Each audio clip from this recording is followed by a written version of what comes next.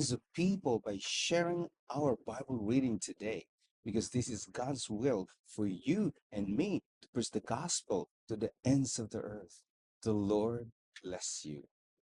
Our reading today is taken from the book of Jonah, chapter 1, 2, 3, and 4, Revelation chapter 5, Psalms 1, 3, 3, and Proverbs 29, verses 26 to 27. And let us read. Jonah 1. The word of the Lord came to Jonah son of Amittai. Go to the great city of Nineveh and preach against it, because its wickedness has come up before me. But Jonah ran away from the Lord and headed for Tarshish.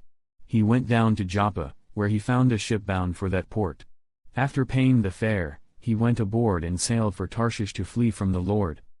Then the Lord sent a great wind on the sea, and such a violent storm arose that the ship threatened to break up. All the sailors were afraid and each cried out to his own God. And they threw the cargo into the sea to lighten the ship. But Jonah had gone below deck, where he lay down and fell into a deep sleep.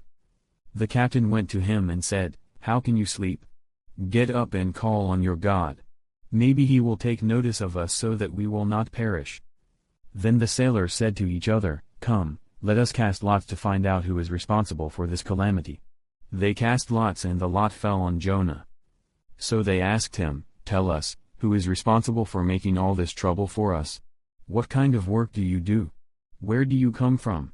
What is your country? From what people are you?" He answered, "I am a Hebrew and I worship the Lord, the God of heaven, who made the sea and the dry land." This terrified them and they asked, "What have you done?" They knew he was running away from the Lord, because he had already told them so. The sea was getting rougher and rougher. So they asked him, "What should we do to you to make the sea calm down for us?" "Pick me up and throw me into the sea," he replied, "and it will become calm. I know that it is my fault that this great storm has come upon you." Instead, the men did their best to row back to land.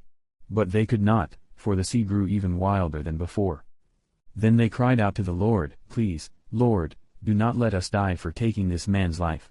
Do not hold us accountable for killing an innocent man, for you, Lord, have done as you pleased." Then they took Jonah and threw him overboard, and the raging sea grew calm. At this the men greatly feared the Lord, and they offered a sacrifice to the Lord and made vows to him. Now the Lord provided a huge fish to swallow Jonah, and Jonah was in the belly of the fish 3 days and 3 nights.